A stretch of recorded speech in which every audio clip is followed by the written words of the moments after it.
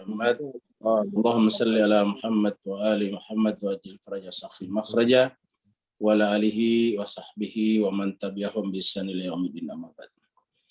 Masyiral muslimin wal muslimat rahimakumullah dimanapun Bapak Ibu semuanya berada. Pertama-tama kita panjatkan puji dan syukur kita kehadirat Allah Subhanahu wa taala karena atas perkenannya lah sehingga kita semuanya bersua dalam keadaan sehat walafiat dengan niat untuk mentadaburi ayat-ayat suci Al-Quran. Jemaah sekalian, sebelum kita lanjut, kita sampaikan bahwa kita sekarang sudah berada di hari-hari menjelang Idul Adha atau Idul Kurban. Bulan-bulan ini adalah mulai daripada bulan Zulqaidah, Zulhijjah, dan nanti Muharram adalah merupakan bulan-bulan haram. Bulan-bulan yang seharusnya kita menjaga diri kita, menjaga lisan kita, menjaga kuping dan mata kita agar senantiasa menjadi bukti bahwa kita adalah memuliakan bulan-bulan ini. Jemaah sekalian, kita akan masuk ke screen kita dan kelihatannya Ustadz kita, Ustadz Zena, Ustadz Safei Saleh dari Singapura bersama dengan kita. Semoga beliau tidak dalam perjalanan sehingga bisa memandu kita, membimbing kita membaca ayat-ayat suci Al-Quran dengan tartil dan tahsin. Surat An-Najm, surat yang ke-53, malam ini kita masuk ayat 41 sampai 50. Oleh sebab itulah jemaah sekalian, mari kita masuk ke layar kita dan mempersilakan kepada Ustazana, Ustaz Safei Saleh untuk memandu kita membaca ayat-ayat suci Al-Quran. Fadhal Ustaz. Alhamdulillah, syukran Ustaz. Assalamualaikum warahmatullahi wabarakatuh. Waalaikumsalam warahmatullahi wabarakatuh. أعوذ بالله من الشيطان الرجيم بسم الله الرحمن الرحيم أعوذ بالله من الشيطان الرجيم Bismillahirrahmanirrahim. ثم يجزاه الجزاء الأوفى ثم يجزاه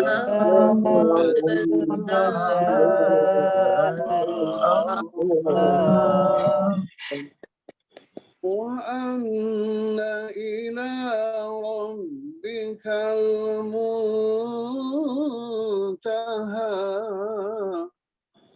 وأن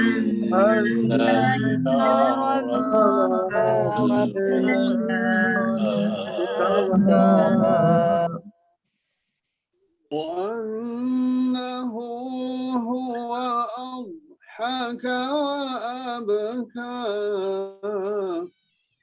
وأنه هو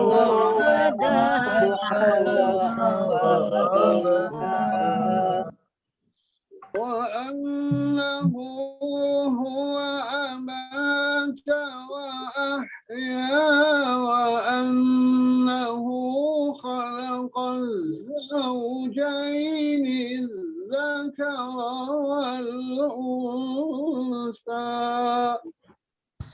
وأنه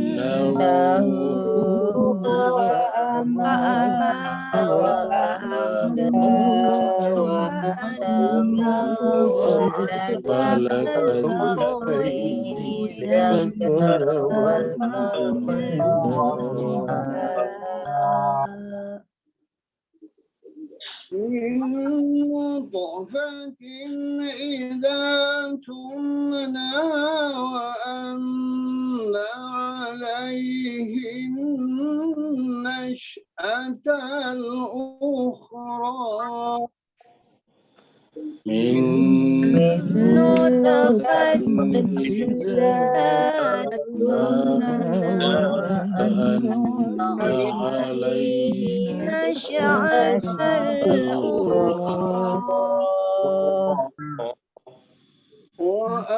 وأنه هو أغنى وأقنى وأنه أغنى وأقنى وأنه هو رب الشعرى وأنه هو رب الشعرى وأنه وأنه هو رب الشعرى وأنه صدق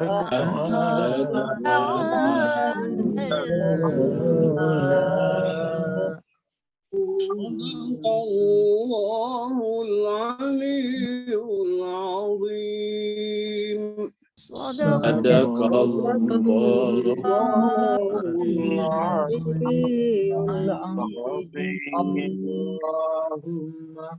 صلي وسلم وزد وبارك على رسول الله آله الأطهار على رسول الله وآله الأطهار اللهم صل على محمد وآل محمد.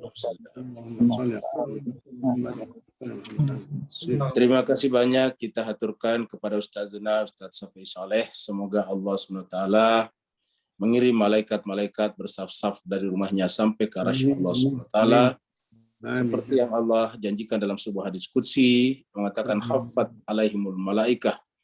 Allah mengirim bersaf-saf malaikat kepada mereka yang membaca ayat-ayat suci Al-Quran dari rumahnya sampai kepada arasy Allah Rabbul Alamin. Begitu juga Bapak Ibu semuanya, semoga keberkahan senantiasa terlimpahkan kepada Bapak Ibu, rumah tangganya, keluarganya dan anak-anaknya senantiasa menjadi anak-anak yang dekat dengan Allah Subhanahu wa taala.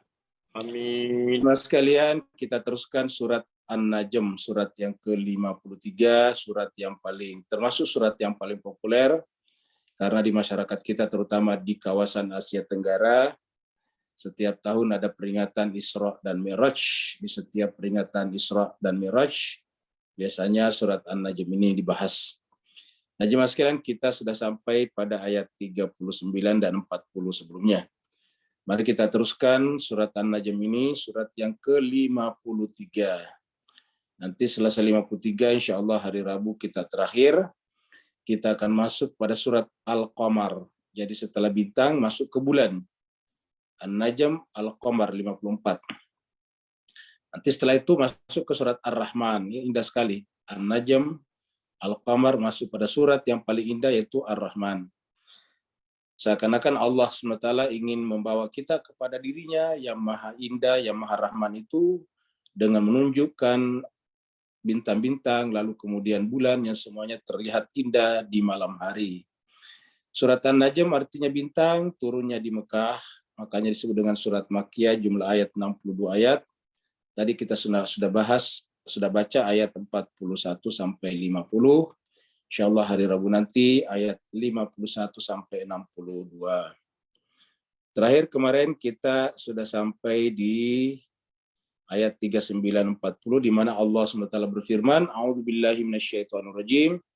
Bismillahirrahmanirrahim. Wa an laisa lil insani illa ma sa'a.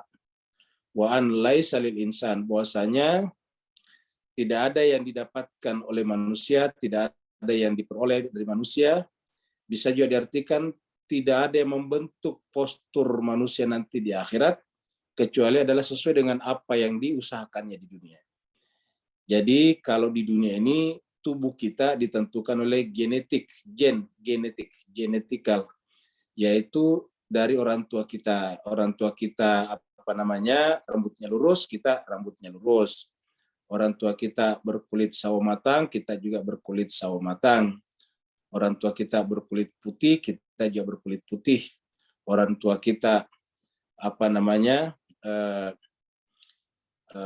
laki dan perempuan, manusia juga hanya laki dan perempuan. Nah, jemaah sekalian berbahagia, maka kita lihat dalam ayat ini Tuhan mengatakan nanti di akhirat kita tubuhnya bukan berdasarkan genetik lagi.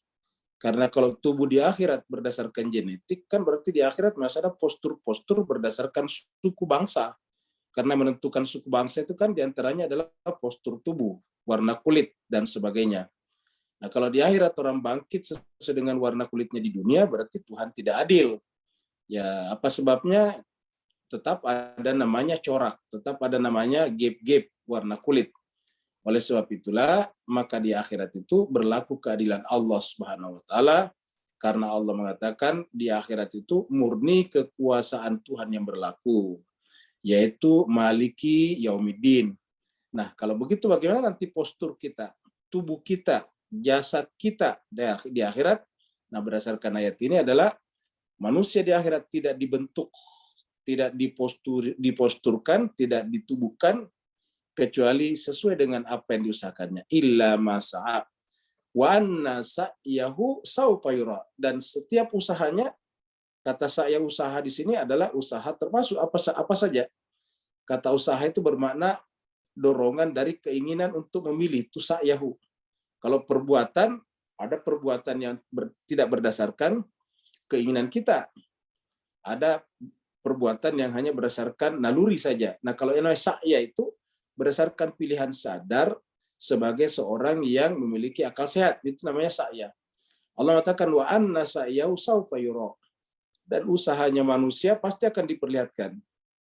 Jadi wa anna sa'yahu, jadi sebetulnya ayat 40 ini menegaskan ayat 9 bahwa anlai salil insan, bahwa tidak ada yang didapatkan manusia di akhirat kecuali sesuai dengan yang diusahakannya. Dan bahwasanya sa'yahu sawfa yura, dan bahwa usahanya sekecil apapun pasti dilihatnya. Dari mana kita simpulkan sekecil apapun? Ya, kita bisa baca dalam surat Al-Zalzalah. Ya, dalam surat Al-Zalzalah mengatakan wa may ya'mal mithqala dzarratin khairan yarah wa may ya'mal mithqala dzarratin syarran yarah. Jadi sekecil apapun amal perbuatan kita, maka kemudian kita akan diperlihatkan padanya. Artinya dia akan membentuk corak tubuh kita.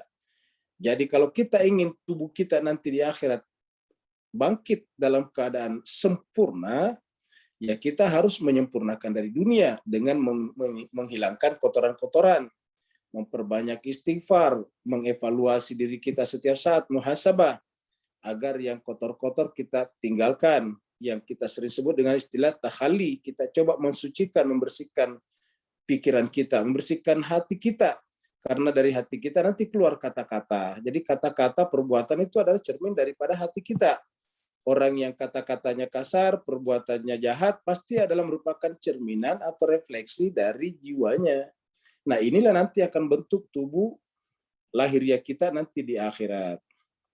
Sekarang kita masuk pada ayat baru, ayat 41. Dan mau tidak mau, kita pasti akan kembali kepada Allah. Di dalam awal-awal surat An-Najm, terutama di ayat 14, ada kata-kata Sidratul Muntaha. Muntaha itu adalah puncak yang bisa dicapai, muntaha. Nah, nanti kita ketemu lagi kata muntaha di ayat ini. Jadi ayat berikut ini menjelaskan apa yang disebut sebetulnya dengan Sidratul Muntaha. Mari kita lihat. Allah berfirman, summa yujzahul jaza'al awfa wa anna ila rabbikal muntaha.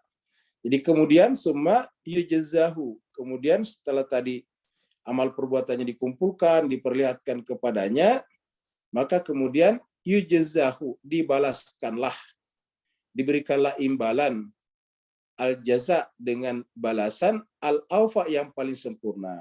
Al-awfa ini adalah bentuk tafdil namanya, seperti akbar, cuma ini huruf tengahnya adalah huruf mati menjadi awfa.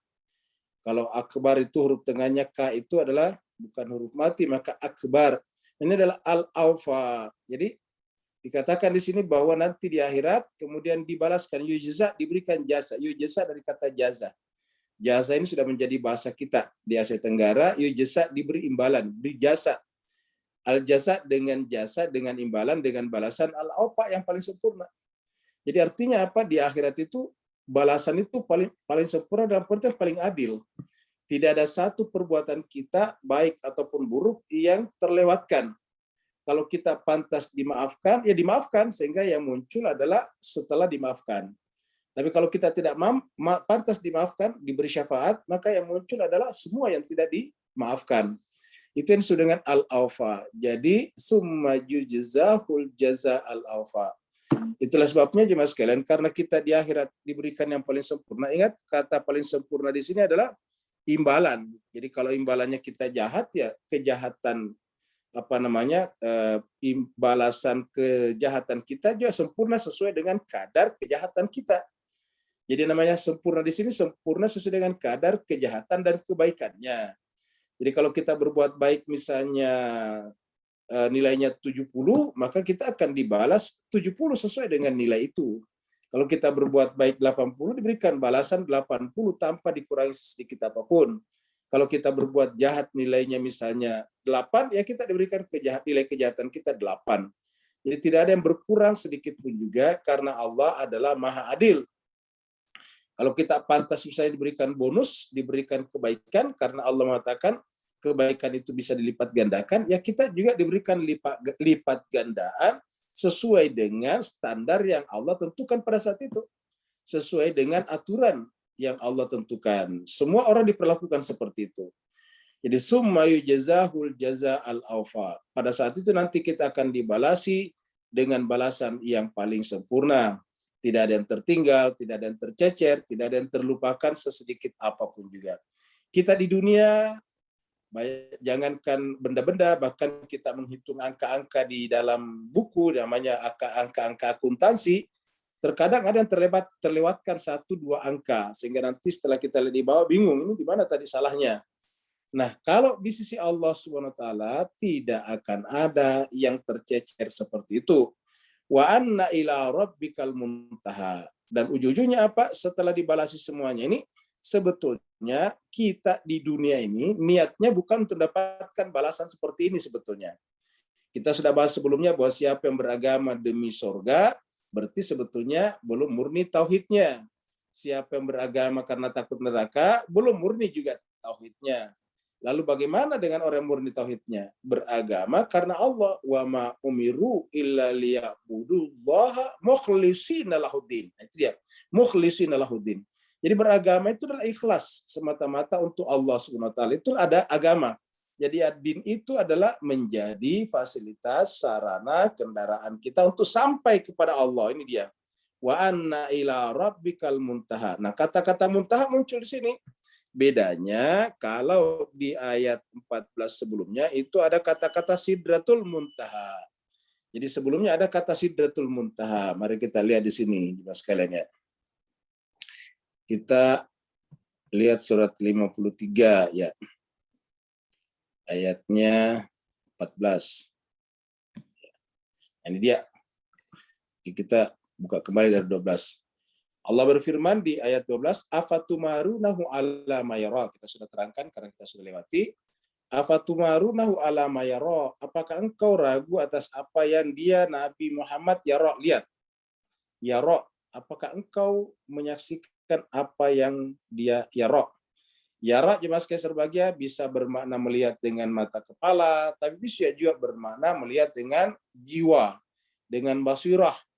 Apa sebabnya? Karena pada saat Nabi Ibrahim meminta putranya Ismail untuk disembelih berdasarkan perintah Allah, maka Nabi Ibrahim mengatakan fanzur madza tara, dari kata yara. Tapi karena yang diajak bicara orang kedua, maka tara, karena ini dibicarakan orang ketiga yara. Jadi dalam ayat itu dikatakan Nabi Ibrahim meminta kepada anaknya, ya, Ibrahim mengatakan ini ara fil manam, itu menggunakan juga kata ara. Ara juga adalah padahal dia tidur.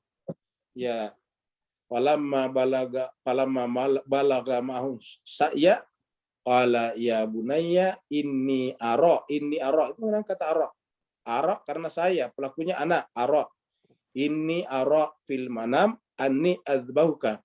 Sekarang Nabi Ibrahim mengatakan fanzur madza tara. Nah, jadi 2 kali. Inni ara fanzur madza tara. Saya melihat dalam tidur, dalam mimpi, bahwa saya diperintah untuk menyembelih kamu. Fanzur madza tara. Perhatikan bagaimana pendapatmu. Nah, kata-kata fanzur madza tara, bagaimana pendapatmu, artinya bagaimana penglihatan pikiranmu, penglihatan hatimu. Seperti mana tadi, inni ara fil manam, kan tidak melihat dengan mata kepala karena di dalam tidur. Inni ara fil manam dalam keadaan manam, tidur. Nah, jadi jemaah sekalian, kata-kata ini mengatakan afatumarunahu ala ma yara, apakah engkau ragu dengan apa yang dilihat? Kata dilihat tidak selamanya harus dengan mata kepala, karena kalau kita lihat dengan mata kepala, sesuatu yang dilihat dengan mata kepala harus memenuhi dua syarat. Yang pertama, dia adalah punya materi, yang kedua adalah punya bentuk. Kalau materi saja tanpa bentuk tidak bisa kita lihat. Kalau bentuk saja tanpa materi juga tidak bisa kita lihat. Untuk kita jangkau dengan panca indera harus memenuhi dua syarat, yaitu materi, madda, dan bentuk, yaitu surah. Ya, jadi harus ada materi dan bentuk. Kalau tanpa duanya itu tidak bisa. Nah, sedangkan yang namanya pendapat pikiran kan tidak ada materi dan bentuknya. Oleh sebab itulah kata-kata mayara bisa bermakna penglihatan batin. Nah, kita teruskan. Walaqad ra'ahu nazlatan ukhra. Dan sungguh dia melihatnya nazlatan ukhra. Kita sudah terangkan dulu bahwa nazlatan ini aslinya adalah turun. Kata-kata turun itu artinya apa? Jemaah sekalian berbahagia, Tuhan menghadirkan dia pada diri Nabi, turun. Jadi turun, nazla itu dari kata nuzul. Jadi ini adalah melakukan tanazul namanya. Jadi melakukan tanazul, dia turun. Ya, walaqad ra'ahu nazlatan ukhra. Jadi pada saat turun artinya bahwa Tuhan memperlihatkan dirinya kepada Nabi.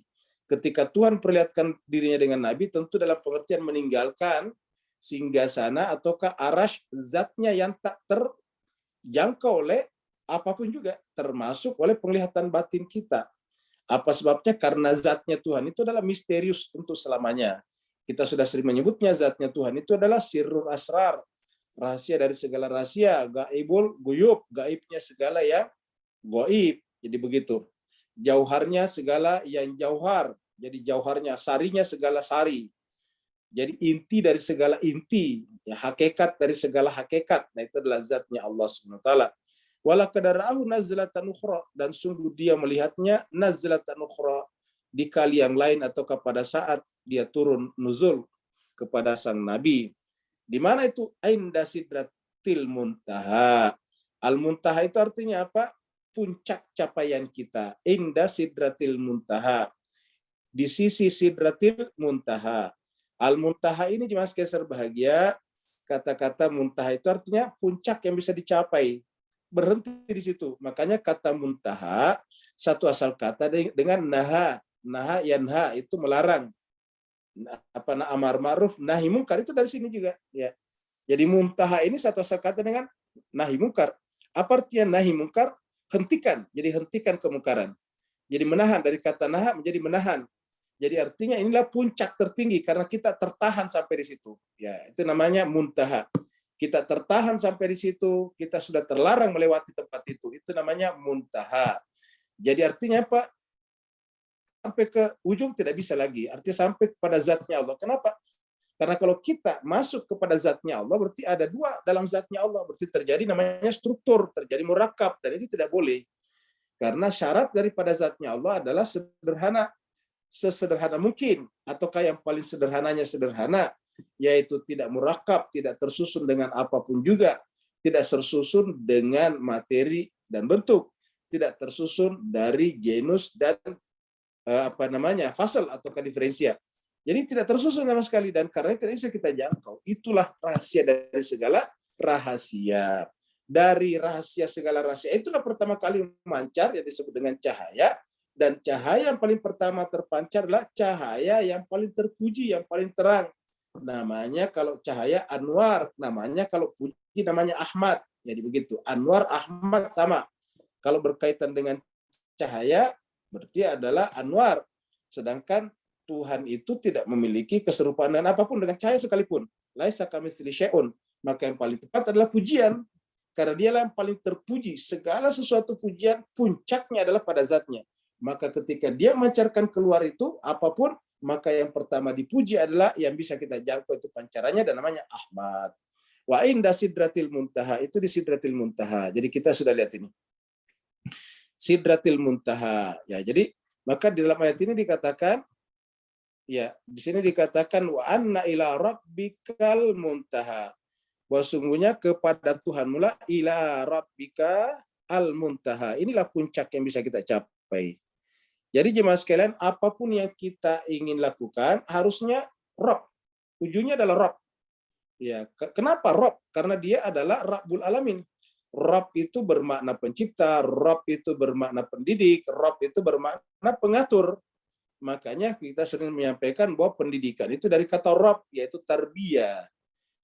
Orang yang sifatnya mentraining orang, trainer, itu namanya murabbi. Jadi mentraining orang atau trainer itu adalah murabbi, mendidik. Mengedukasi orang atau edukator itu adalah murabbi namanya. Begitu dari kata Rob. Orang tua yang mendidik, mengedukasi, menyayangi anaknya disebut dengan Rob juga. Kama rabbayani shaghira. Rabbighfirli wali walidayya warhamhuma. Kama Rob. Ini sama dengan kata Rob. Kama Rabbaya. Kenapa Rabbaya? Karena keduanya. Kama rabbayani sebagaimana keduanya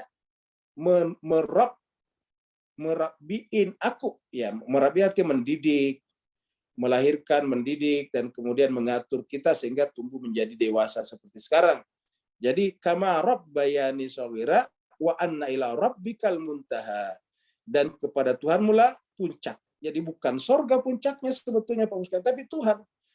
Jadi siapa yang bercita-cita beribadah untuk sorga berarti tidak sampai kepada muntaha. Kenapa? Karena sorga itu bukan muntaha. Muntaha itu adalah Rob. Ya, jadi makanya kita katakan hakikat keberibadahan itu adalah ketika menjadikan Allah sebagai tujuan. Orang beribadah karena takut neraka, ya ada bagusnya. Orang beribadah karena ingin surganya, tentu ada bagusnya. Tetapi belum sempurna tauhidnya. Kesempurnaan tauhid itu adalah ketika tidak ada lagi tujuan apapun kecuali Allah Subhanahu wa taala, dan ini yang disebut dengan wa anna ila rabbikal muntaha. Dan sungguhnya kepada Tuhan mula harusnya puncak dari segala ibadah dan amal-amal perbuatan kita. Ini muncul dalam Al-Qur'an di beberapa ayat, kita bisa juga temukan di dalam surat An-Nazi'at. Mari kita lihat surat An-Nazi'at di sini ya. Surat An-Nazi'at, surat yang ke-79. Ya. 79 surat An-Nazi'at. Nah, ini dia. An-Nazi'at. Kita lihat di ayat 41. Kita mulai dari 40 dulu ya.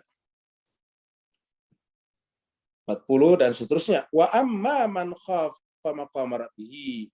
Wa amma, dan adapun man orang, khafa yang takut, maqam, kata-kata khafa maqama rabbi, takut tidak mencapai makam Tuhannya, yaitu Sidratul Muntaha tadi. Wa naha, nah ini menahan, sama tadi menahan. Jadi muntaha tertahan sampai di situ. Wa nahan nafsa, dan menahan nafsnya, membentengi nafsnya, anil hawa, dari pengaruh al-hawa. Maka apa kata Allah? Fa innal jannata, maka al jannata hiyal ma'wa. Jadi tidak perlu surga dijadikan tujuan. Ini otomatis siapa saja yang khafa maqama rabbih wa nahan nafsa, siapa saja yang khafa takut kepada maqama rabbih. Jadi takutnya bukan kepada benda-benda tetapi kepada maqama rabbih, wa nahan nafs, dan berusaha, berijtihad, bersungguh-sungguh, bermujahadah maksudnya, untuk membentengi nafsnya dari hawa nafsunya, al-hawa. Ingat surat An-Najm. An-Najm itu di sana awalnya adalah hawa. Wan najmi iza hawa ma dhalla sahibukum wa ma gawa wa ma yantiqu anil hawa in huwa illa wahyun yuha. Jadi di situ dikatakan wan najm iza hawa, ingat hawa. Jadi hawa itu yang kemudian membenamkan, yang kemudian menyembunyikan, menutupi an-najm kita, bintang yang ada dalam jiwa kita. Nah, sedangkan Nabi Muhammad tidak sampai ke situ, tidak begitu. Kenapa? Ma dhalla sahibukum wa ma gawa. Jadi tanda kalau bintang kita dalam jiwa itu terbenam ataukah tertutup oleh ego kita tadi ataukah hawa kita, maka kemudian tandanya ialah kita tidak bisa melihat dengan cahaya itu. Jadi kita tidak bisa melihat dengan cahaya rohani. Kenapa? Karena tertutup najmnya. Maka akhirnya apa yang terjadi? Konsekuensinya adalah yaitu dhalla dan gawa. Dhalla artinya tersesat, tidak tahu jalan, kan gelap. kemudian gawa, kemudian tergelincir, apa itu terdeviasi, tersimpangkan dari jalan lurus. Jadi jalan lurus menyimpang. Bapak sekalian, kalau kita dari jalan lurus menyimpang, mungkin simpangannya sedikit. Katakanlah misalnya cuma 1 derajat. 1 derajat keluar dari jalan lurus, itu semakin lama semakin jauh. Kan namanya menyimpang kan semakin lama ujungnya semakin jauh daripada garis utamanya, garis lurusnya. Coba Bapak Ibu sekalian bikin simpangan sedikit saja 1 derajat, apalagi 2 derajat, apalagi 5 derajat, apalagi 10 derajat. Oh, jauh sekali daripada jalan lurus. Maka jemaah sekalian berbahagia, itu terjadi kapan? Apabila kita membenamkan an-najm kita sehingga kita dhalla dan gawa. Sedangkan Nabi, ma sahibukum wa ma gawa. Sahabat Nabi Muhammad tidak sesat dan tidak gawa. Apa sebabnya? Wa ma yantiqu anil hawa. Karena tidak lagi dipengaruhi, dikuasai oleh hawa nafsunya, subjektivitas pribadinya. Sehingga apa yang terjadi? Yang ada hanya wahyu saja. In huwa illa wahyun yuha. Nah, jadi baru kemudian ayat 41. Fa innal jannata hiyal ma'wa, baru kemudian yas'alunaka anis sa'ah. Jadi jemaah sekalian, yas'alunaka anis sa'ah. Jadi seakan-akan nanti kita bisa berbicara tentang ini tadi ada kata-kata di sini, ini muntaha. Nah, kapan? Apabila kita selesai di sini sebetulnya. Wa amma man khafa maqama rabbi wa nahan nafsanil hawa fa innal jannati hiyal ma'wa. Nah, yas'alunaka anis sa'ah. Mereka bertanya kepada tentang as-sa'ah. Kalau kita lihat tafsir as-sa'ah biasa diartikan dengan kiamat. Tapi saya sendiri memahami di sini Pak Ustaz sekalian. Kata sa'ah itu kan waktu, saat kita mencapai muntaha. Ya, jadi yas'alunaka anis sa'ah. Memang bisa juga diartikan saat kematian, saat hari kiamat, tentu bisa saja. Tapi karena berdasarkan konteks pembicaraan, wa amma man khafa maqama rabbih wa nahan nafsa 'anil hawa fa innal jannata hiyal ma'wa, maka ini lebih tepat kalau diartikan adalah saat sampainya kita kepada Allah, muntaha. Yas'alunaka 'anis sa'ah. Mereka bertanya kepada tentang as-sa'ah. Ayyana mursaha, kapan itu terjadi? Kapankah jiwa kita sepenuhnya terbuka, bulat seperti lingkaran sempurna, menerima cahaya Allah Subhanahu wa taala seperti yang terjadi pada para nabi dan rasul atau orang-orang suci.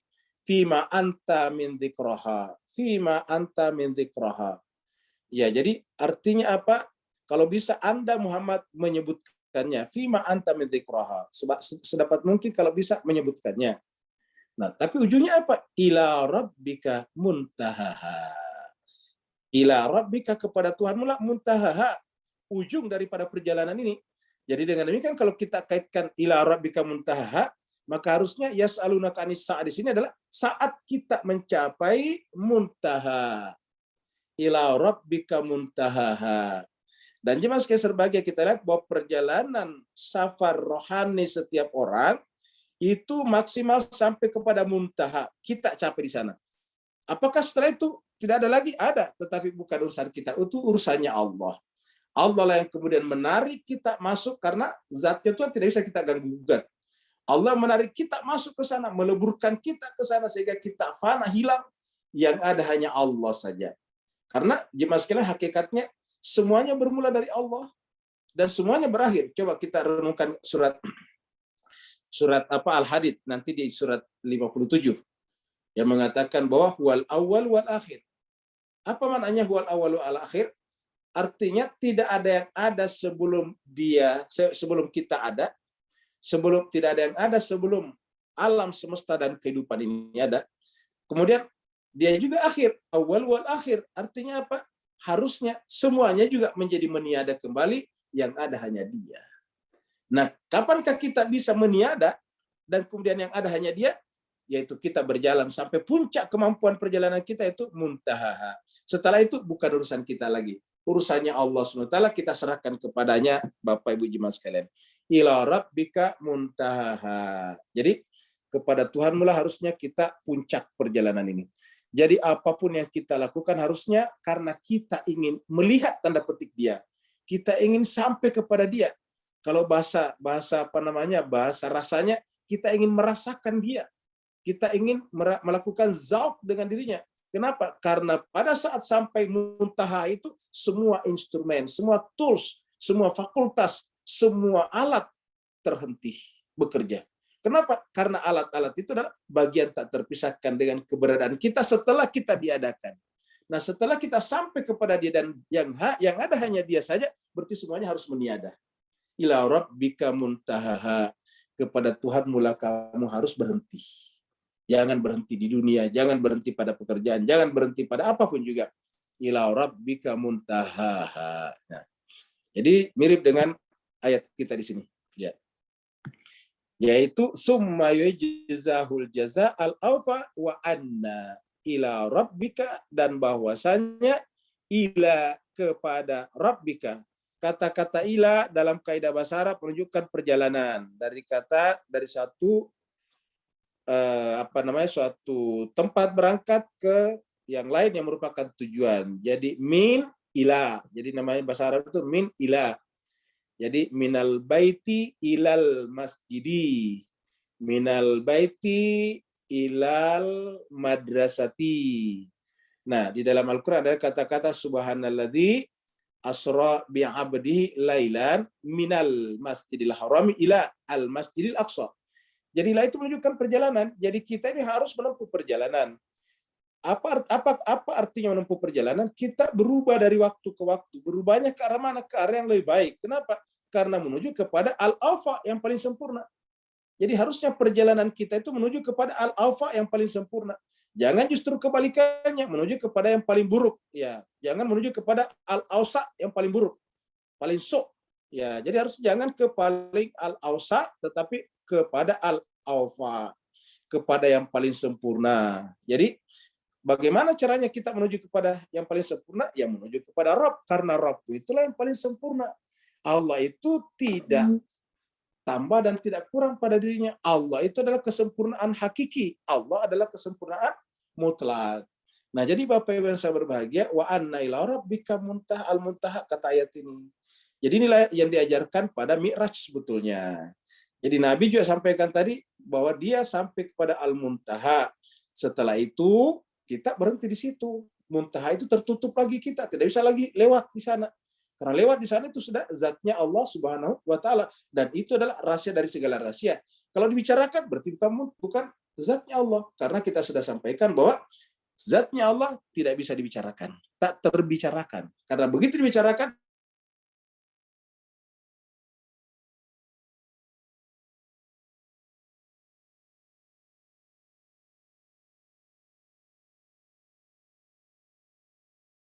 sampai kepada Allah.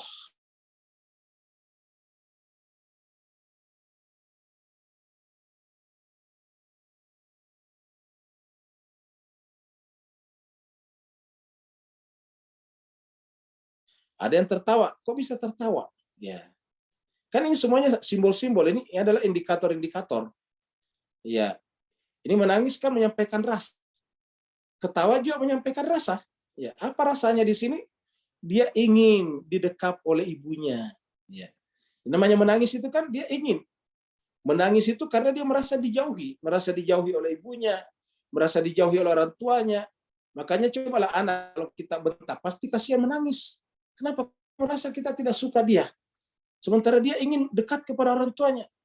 Ya. Jadi menangis itu pasti merasa dijauhi dari orang tuanya. Lihatlah anak-anak manapun kalau ibunya pergi pasti nangis. Jadi nangis itu adalah caranya Tuhan memberikan kepada kita tanda bahwa kita tidak senang menjauh dari puncak, menjauh dari pusat, menjauh dari al-muntaha tadi. Jadi ada orang tidak menangis berarti dia tidak merasa jauh dari Tuhan. Karena anak-anak saja kalau merasa jauh dari ibunya, dia menangis. Ya. Manusia juga begitu. Kalau merasa jauh daripada orang yang seharusnya dekat kepadanya, dia pasti akan menangis. Karena dia kecewa.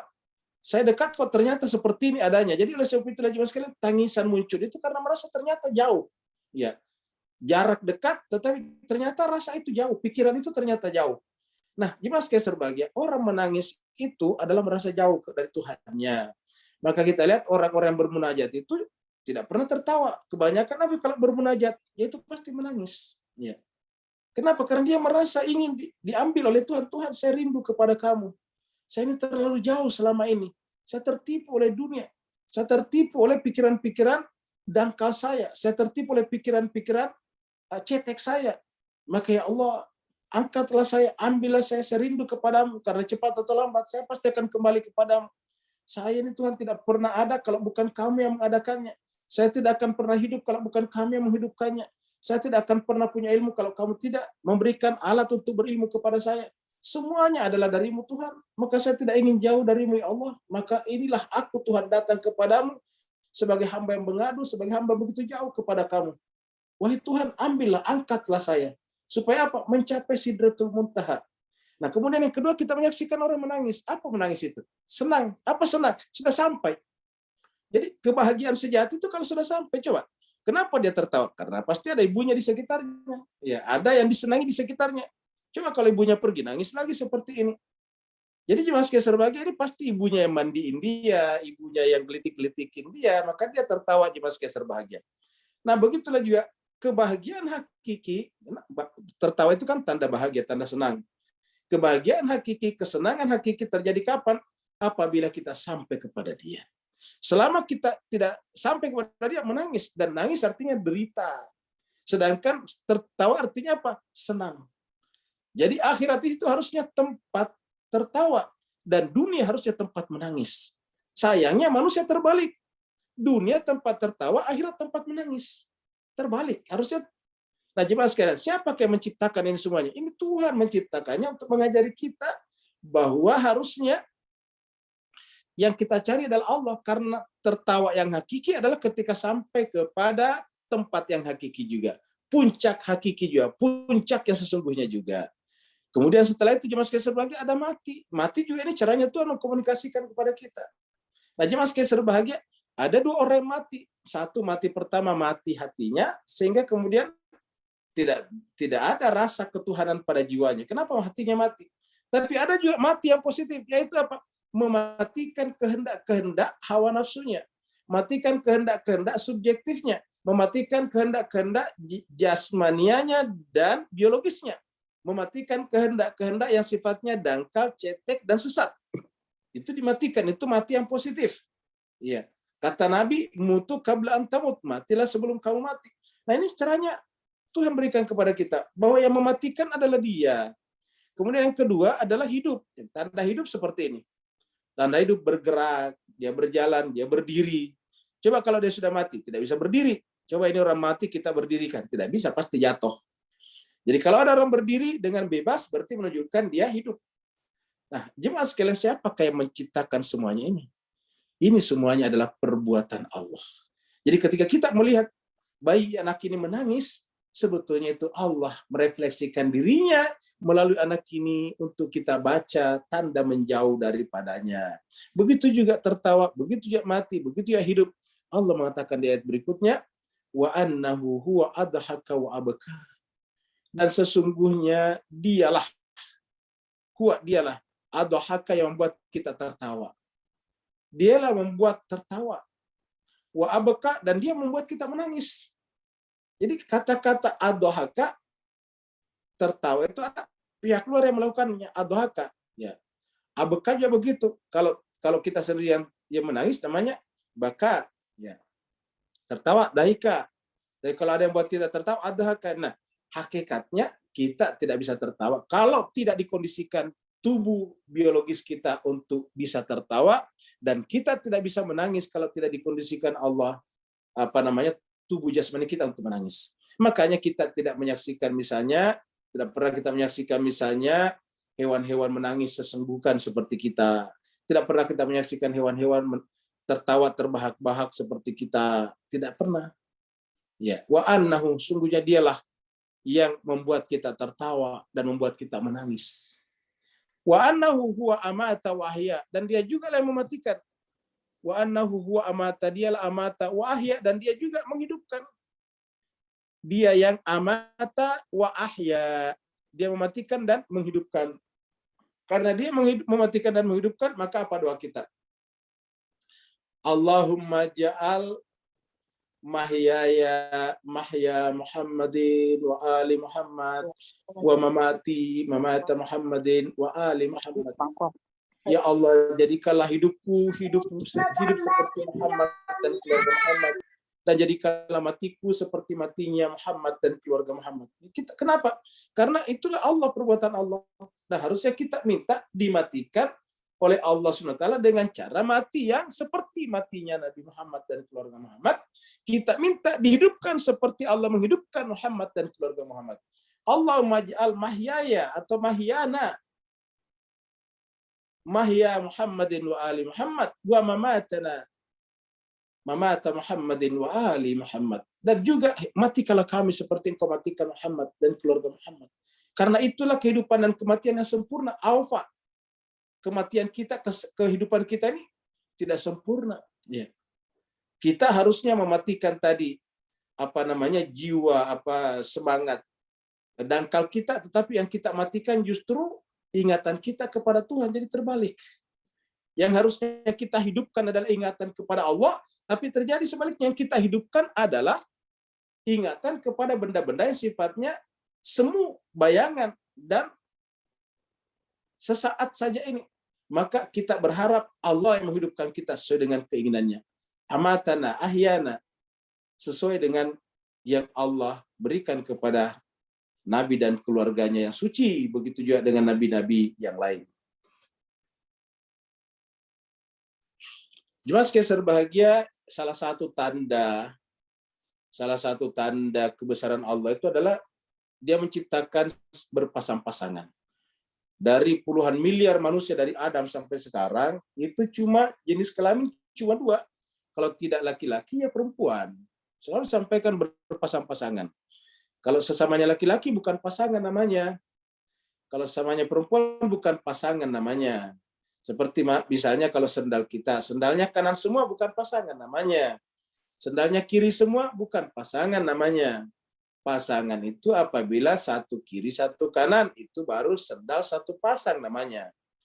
Manusia juga begitu, hewan-hewan juga begitu, disebut sepasang. Itu kalau ada jantan, ada betinanya. Disebut sepasang kalau ada laki dan perempuannya, itu sepasang namanya. Dan jemaah sekalian sebagai Allah menciptakan ini untuk menunjukkan kepada kita kecacatan mutlak kita. Ingat, kecacatan mutlak kita. Ini tidak bisa berdiri sendiri. Ini juga tidak bisa berdiri sendiri. Berdiri sendiri dia akan musnah, tidak akan terjadi regenerasi. Berdiri sendiri dia juga akan musnah, tidak akan terjadi regenerasi. Maka jemaah sekalian, peradaban manusia, kehidupan manusia sampai kita sekarang ini muncul karena ada pasangan. Kita yang sekarang ini berdiri di sini, duduk di sini, mendengarkan di sini adalah karena ada ayah dan ibu kita, satu pasang. Allah mendeklarasikan dengan tegas dalam Al-Quran, ya ayyuhan nasu inna khalaqnakum min dzakarin wa unsa. Wahai seluruh manusia, kami ciptakan kalian min dzakarin wa unsa, dari laki-laki dan perempuan. Jadi tanpa laki dan perempuan tidak akan ada kehidupan. Jadi jemaah sekalian, laki dan perempuan juga adalah tanda kebesaran Allah. Itu adalah mukjizat Allah. Bayangkan manusia bermacam-macam, warna kulitnya, hidungnya, dan sebagainya. Kemudian bahasanya, tutur katanya berbeda-beda. Puluhan ribu bahasa di seluruh dunia. Ya, kalau kita kumpulkan seluruhnya mungkin ratusan ribu bahasa. Warna kulit, kalau dibedakan sedikit-sedikit perbedaannya, itu juga ribuan jenis warna kulit di seluruh dunia. Postur-postur juga berbeda-beda. Tetapi jemaah sekalian berbahagia, itu caranya Allah mengajari kita tentang pluralitas keindahannya. Bahwa Tuhan itu yang namanya keindahan, memancar dari cahaya, cahaya berkas-berkas cahaya itu yang melahirkan warna-warni. Kemudian Allah memberikan kepada kita bahwa yang sepasang itu nantinya kemudian tiba-tiba muncul kehidupan. Bagaimana kehidupan itu muncul? Sederhana Pak Bu sekalian. Awalnya hanya sel-sel seperti ini saja. Kemudian terjadi pembuahan kepada sel yang satu. Jadi manusia itu cuma ini satu sel, ini satu sel. Ini dibuat besar biar kita bisa lihat. Aslinya Pak Bu sekalian, aslinya ini tidak kelihatan oleh mata tanpa alat. Aslinya ini tidak kelihatan tanpa mata, tanpa alat. Tidak bisa dilihat oleh mata kita tanpa alat. Ini juga pakai kacamata yang paling tebal pun tidak bisa. Ya, harus pakai mikroskop elektron baru kita bisa lihat ini. Nah, jemaah sekalian berbahagia, manusia, Bapak sekalian coba lihat ini, manusia dari sini. Jadi hampir kita tidak percaya, kita, saya, Bapak, Ibu sekalian, yang sekarang punya tangan bergerak-gerak, punya kepala berpikir, punya mata melihat alam semesta, punya kuping yang mendengarkan suara-suara yang indah, mulai dari suara jangkrik, suara kodok sampai kepada suara-suara angin yang menggesekkan dahan-dahan dan ranting pohon. Kita tidak bisa merasakan manisnya gula, pahitnya pare dan sebagainya, kecutnya asam. Kalau kita tidak bertemu ini, coba lihat jemaah sekalian. Manusia awalnya dari sini. Ya, lihat baik-baik Bapak sekalian. Dari sini ini sangat-sangat kecil. Ini juga sangat-sangat kecil. Ini disederhanakan biar kita bisa lihat. Supaya kata disederhanakan di sini dibuat gambarnya besar supaya bisa kita lihat. Inilah kita manusia Bapak sekalian. Tapi lihatlah manusia setelah punya segala-galanya, kok tiba-tiba lupa kepada Tuhannya. Coba lihat. Nggak percaya kita kalau ini manusia ini Bapak sekalian. Nggak ada yang bisa percaya kalau ini adalah manusia. Manusia berasal dari sini. Profesor doktor itu dari sini. Jenderal itu dari sini. Presiden itu dari sini. Menteri itu dari sini. Ya. Konglomerat itu dari sini. Artis terkenal itu dari sini. Pemain sepak bola terkenal itu dari sini. Nggak pernah kita bayangkan. Tetapi jemaah sekalian benar-benar inilah kejadiannya. Ya. Allah mengatakan wa annahu khalaqaz zawjaini dzakara wal unsa.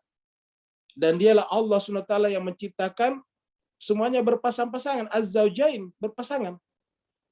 Khalaqaz zaujain, dia menciptakan az-zaujain. Khalaqaz zaujain. Mana pasangannya? Az-dzakara wal unsa, laki dan perempuan. Ini adalah laki-laki dan ini adalah perempuan. Ya. Wa annahu khalaqaz zaujaini dzakara wal unsa. Seperti di dalam surat Al-Hujurat yang kita sudah lewati. Ya ayuhan nasu inna khalaqnakum min dzakarin wa unsa wa ja'alnakum syu'uban wa qabaila lita'arafu. Jadi dari laki-laki dan perempuan. Iya, laki-laki dan perempuan tadi kemudian masing-masing punya satu sel. Ini satu sel yang tadi kita lihat tak terbayangkan, dari situ kemudian kita menjadi seperti sekarang. Kemudian dari laki dan perempuan lahirlah min nutfatin. Kata-kata nutfah di sini kita tidak artikan seperti ini. Nutfah di situ adalah satu sel. Satu sel tadi. Karena ada kata-kata tumna dipancarkan. Kemudian masing-masing keluar dari tempatnya, berjumpa di suatu tempat tertentu. Lalu kemudian dia bergabung, tersimpan di dalam rahim. Lalulah kemudian menjadilah kita seperti sekarang. Jadi Bapak sekalian dapat kita bayangkan bagaimana proses keluarnya kita. Jadi keluarnya kita saja dari tanah menjadi seperti sekarang itu luar biasa rumitnya sebetulnya. Tapi sayang seribu sayang Pak Bu sekalian. Banyak sekali manusia yang lupa akan asalnya. Bahwa dia tidak mungkin menjadi seperti sekarang. Tidak mungkin menjadi penyanyi terkenal yang dieluk-elukan oleh manusia. Tidak bisa menjadi bintang terkenal yang diminta-mintai tanda tangannya. Tidak mungkin menjadi pemain sepak bola terkenal kalau dia tidak bermula dari sana. Tetapi tidak ada yang bisa melakukannya itu Bapak Ibu sekalian. Annahu khalaqaz zawjaini dzakara wal unsa min nutfatin. Kita artikan nutfah dari sel. Idza tumna, kemudian dipancarkan, berjumpalah nantinya di sana. Dari perempuan, dari laki-laki, kemudian berjumpa di suatu tempat tertentu, lalu kemudian setelah berjumpa di sana, kemudian bersatu seakan-akan menandatangani kontrak untuk hidup bersama. Jadi seakan-akan mereka membuat misakan galida, perjanjian yang tidak pernah putus. Ayo mari kita masuk ke dunia sama-sama, kurang lebih begitulah. Ya, yang satu mengatakan, baiklah kalau begitu, mari kita masuk ke dunia. Maka dia pun meninggalkan tempatnya, lalu kemudian masuk kepada rahim ibu. Maka rahim ibu itu adalah pintu pertama kita memasuki kehidupan dunia. Tanpa rahim kita tidak bisa sampai kepada dunia. Jadi Bapak Ibu jemaah sekalian berbahagia, fasilitator pertama kita secara biologis, secara material, secara jasmania untuk sampai kepada alam semesta ini adalah melalui rahim ibu kita. Kita bersyukur kita diberi kesempatan untuk melihat dunia ini. Bayangkan Pak Bu sekalian kalau kita tidak masuk dalam rahim ibu kita, ketika kita kehilangan kesempatan untuk berjumpa dengan dunia ini, menikmati pesawat, menikmati kebun-kebun, menikmati air-air yang mengalir, menikmati taman-taman yang indah, menikmati peradaban-peradaban, menikmati kecanggihan teknologi dan internet seperti sekarang. Kita tidak akan pernah sampai ke sini dan di sini kalau kita tidak bermula dari sana. Min nutfatin idza tumna. Tiba-tiba, coba, dari tadi tiba-tiba menjadi seperti ini. Iya. Tiba-tiba bisa punya kepala, dia kepalkan tinjunya ke atas, seakan-akan dirinya lah yang kemudian paling hebat, seperti itu Pak Bu sekalian. Dia bisa menggerakkan orang-orang ini, bisa menggerakkan orang-orang baik dalam pengertian yang positif ataupun dalam pengertian yang negatif, menggerakkan orang untuk dimotivasi, membuat kebajikan dan keselamatan, tapi bisa juga diprovokasi orang untuk membuat kerusuhan dan kekacauan. Itulah manusia, Bapak Ibu sekalian. Dari mana tadinya? Dari dua sel yang terpisah yang tidak punya nilai apa-apa. Tetapi kemudian Tuhan menghendaki tadi, ansya'nakum. Allah menghendaki kita. Tidak terbayangkan kalau kita yang seperti ini, Pak Ibu sekalian, dari situ tadinya. Tapi lihatlah ketika kita sudah punya postur tubuh seperti ini, sudah punya kepala yang luar biasa, canggihnya seperti ini, tiba-tiba lupa kepada asalnya. Mengalami namanya kelupaan primordial.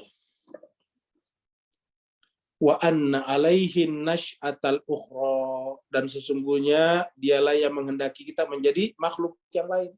Wa annahu, dan dialah anna alaihi, atasnya lah, maksudnya atas perbuatan Tuhan lah, atas kekuasaan Allah lah, atas kehendak Allah lah, sehingga an-nash'atal ukhra, kita menjadi yang lain. Kata nash'atal ukhra di sini, kalau kita lihat terjemahannya di sini dalam kurung kebangkitan setelah mati, bisa juga, tetapi terutama tadi karena aslinya kan tadi dari min nutfatin tumna. Kemudian kita tiba-tiba seperti sekarang. Bapak bisa bayangkan kalau dua sel tadi tidak berjumpa, kita tidak ada. Ya. Nah, jadi dari situ tadinya, dari tanah, kemudian menjadi tumbuhan dan hewan-hewan. Tumbuhan hewan bercampur baur dalam tubuh orang tua kita, kemudian keluarlah satu sel dari ayah kita, dari ibu kita, kemudian berjumpa satu tempat tertentu tadi, maka an-nash'atal ukhra, lahirlah kejadian yang lain, yaitu manusia. Jadi siapa yang melakukan itu? Tidak mungkin sel itu sendiri yang melakukannya. Sel tidak menciptakan dirinya, apalagi menggerakkan dirinya sendiri. Ya. Lalu siapa melakukannya itu? Allah mengatakan alaihi. Allah yang melakukannya. Wa anna alaihi, dan bahwa dialah yang melakukan semuanya itu, sehingga kita menjadi an-nash'atal ukhra, menjadilah kita menjadi ciptaan yang lain, kejadian yang lain. Dari benda-benda yang sifatnya tidak ada nilainya, bahkan dari tanah tadinya, yang diinjak-injak, yang dibuang-buang, yang dicangkul, yang disekop, dan sebagainya, tiba-tiba kemudian menjelma menjadi tumbuh-tumbuhan, menjadi hewan-hewan, kemudian menjelma menjadi manusia, menjadi sel-sel, lalu kemudian kita lahir menjadi an-nash'atal ukhra, wa annahu huwa aghna wa aqna. Kemudian kita sekarang punya segala-galanya, bukan hanya punya tubuh, tapi kita punya pikiran. Pikiran kita kemudian bersekolah, sekolah kita membuat kita terampil, punya skill, life skill, sehingga kemudian kita bisa hidup. Beli ini, beli itu, punya ini, punya itu, kemana-mana, dan sebagainya. Tiba-tiba agna, lalu kemudian akna. Agnanya di sini adalah semuanya kita butuhkan. Ada akna di sini bahwa cukup semuanya. Apa saja yang kita butuhkan. Jadi kata-kata agna dari sini lahir kata ganium, kaya, dari sini akna lahir kata qanaah. Nah, jemaah sekalian, berdasarkan ayat ini, kalau secara ruhani kita harusnya memiliki sifat qanaah. Kita ini memiliki rasa gani, kaya. Kenapa? Kita ini kaya, Pak Bos sekalian. Mata kita punya, kuping kita punya. Bayangkan itu kalau tidak ada. Coba. Satu saja mata kita tidak ada, tak terbayangkan. Apalagi dua mata kita. Maka mata saja satu ini nilainya luar biasa banyaknya. Kuping kita, ya belum lagi dengan dengan kemampuan kita berbicara. Coba, banyak makhluk hewan-hewan yang punya suara mirip kita. Dengarkanlah suara ayam berkotek, ayam berkokok. Itu kan suaranya mirip-mirip kita tuh. Ya, ayam jantan mirip suara laki-laki, ayam betina mirip suara perempuan. Apalagi kalau kucing berantem itu mirip sekali, orang berteriak-teriak. Kalau kita dengarkan kucing berantem itu mirip dengan orang-orang yang berteriak-teriak tuh. Ya, jemaah sekalian berbahagia. Tapi kenapa tidak bisa mengeluarkan lafaz-lafaz, kata-kata yang kemudian tersusun menjadi kalimat-kalimat, tersusun menjadi paragraf, tersusun menjadi buku-buku, tersusun menjadi pidato yang indah? Tidak bisa, coba. Karena Allah mencukupi kita semuanya. Wa annahu aghna wa aqna. Dialah yang memberikan, mengayakan kita dan membuat kita berkecukupan. Jadi jemaah sekalian berbahagia, coba lihat. Semua tadi perbuatan Tuhan. Kita kaya bukan kita, tapi agna, Dia yang membuat kita kaya. Kita merasa cukup, bukan kita yang cukupi diri kita, tapi agna, Dia yang mencukupi kita. Tidak ada sama sekali dari kita. Dia tadi menghidupkan kita. Dalam kehidupan kita ini selalu ada kematian. Apa yang mati dalam hidup kita, sel-sel kita mati, berganti dengan sel yang baru. Ada hidup dan ada mati. Rambut kita ada yang tumbuh, mati, kemudian tumbuh lagi. Begitulah seterusnya. Wa annahu huwa aghna wa aqna. Mencukupi kita, memberi kekayaan kepada kita. Jadi kalau kita urut tadi dari atas, tidak ada sama sekali dari kita, Bapak Ibu yang saya berbahagia. Semuanya hanya Allah. Jadi tidak ada selain daripada Allah. Jadi artinya apa? Kita ini hanya apa? Kita ini hanyalah fata morgana. Kita ini hanyalah bayangan. Kita ini hanyalah fotokopian saja. Kopian-kopian saja. Kita ini hanya apa? Kehendak-kehendak Tuhan saja. Kita ini adalah kumpulan-kumpulan keinginan dan kehendak Tuhan. Tidak lebih dari itu. Berarti satu-satunya yang ada siapa? Hanya Allah saja. La ilaha illallah. Kita menyaksikan ke alam juga, kita menyaksikan bintang yang terang. Kita menyaksikan di alam ini banyak sekali bintang. Bapak perhatikan di sini, bintang semua di atas. Ada bintang yang terang benderang. Nah sayangnya jelas sekalian manusia ini menyaksikan matahari yang terang, ada yang menyembah matahari. Menyaksikan bulan yang indah di malam hari, dia menyembah bulan. Menyaksikan bintang seperti ini, dia menyembah bintang. Ya. Apa sebabnya sebetulnya? Karena tidak berenung tentang hakikat segala sesuatu. Lupa kalau bintang ini juga adalah makhluk. Bintang ini juga boleh jadi menerima cahaya dari matahari. Atau bintang ini pasti tidak tercipta dengan sendirinya.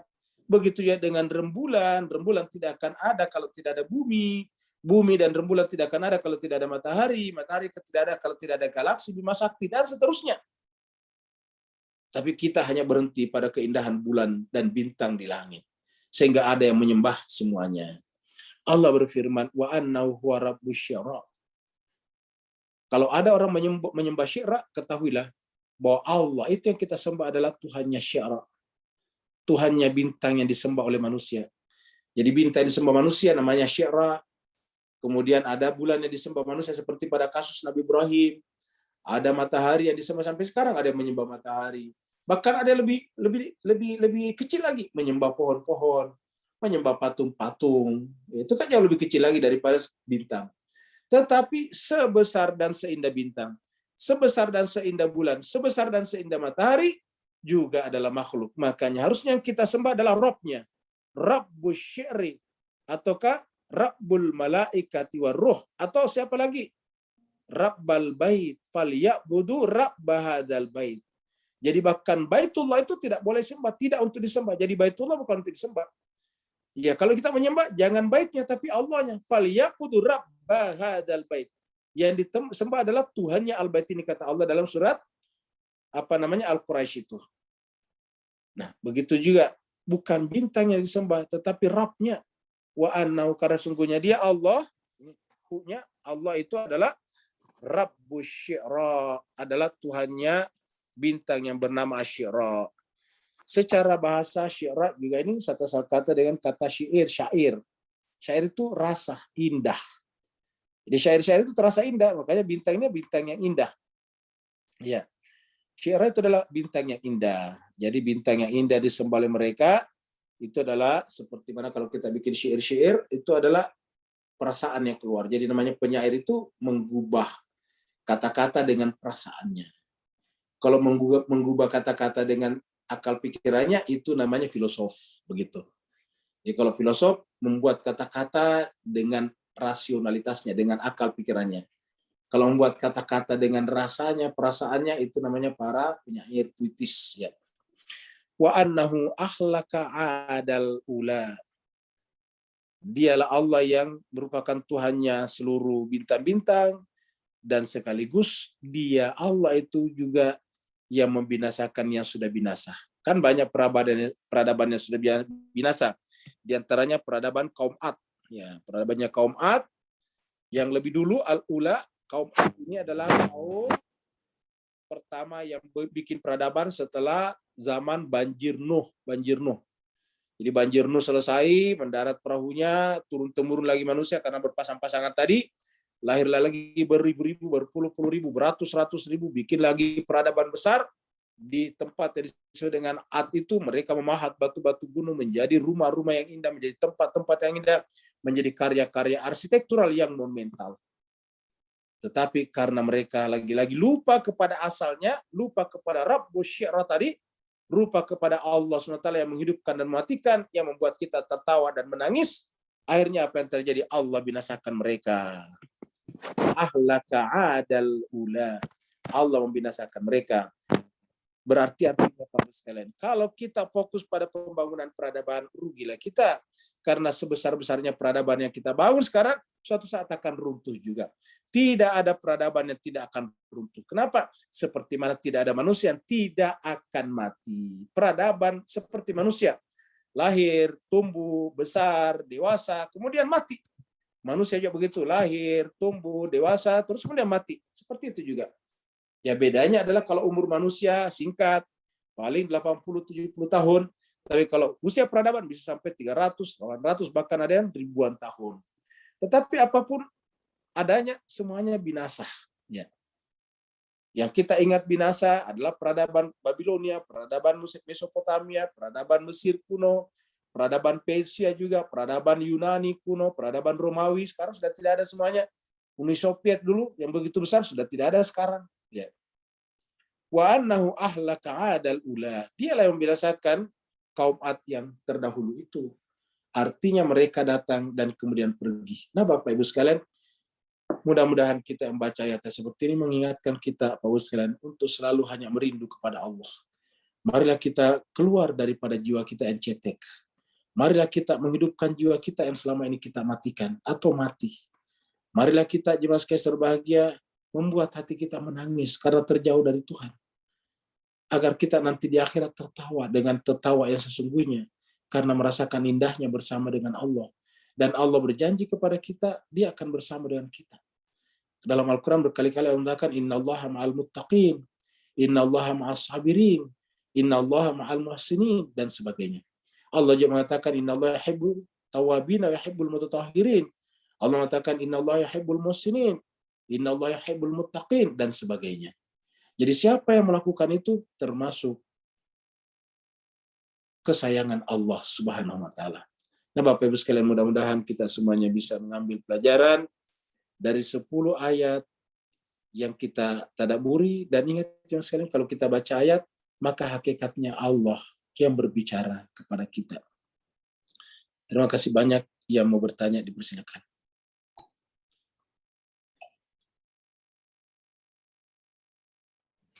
Assalamualaikum warahmatullahi wabarakatuh. Oh, silahkan Pak Kamal, silahkan. Assalamualaikum Ustaz. Waalaikumsalam warahmatullahi wabarakatuh. Ustaz. Just untuk penjelasan panggilan Ka'bah di dunia Ustaz ya, sebagai perhentian orang-orang mukmin. Bagaimana kita nak ambil iktibar untuk jadikan contoh akan datang yang dipanggil oleh Allah di Muntaha itu Ustaz. Afwan Ustaz. Baik, Jemaah sekalian, terima kasih banyak Pak Kamal atas pertanyaannya. Jadi Jemaah sekalian, baik, kata kunci yang ditanyakan Pak Kamal adalah tentang muntaha tadi ya. Ini muntaha ya, mana tadi ini catatannya ini. Jadi adalah muntaha. Ya, muntaha. Ya. Muntaha, ini muntaha. Jadi Jemaah sekalian, itu adalah muntaha. Artinya dari kata naha berhenti di sana. Jadi intinya di sini adalah bahwa manusia selalu berjalan. Jadi manusia selalu berjalan.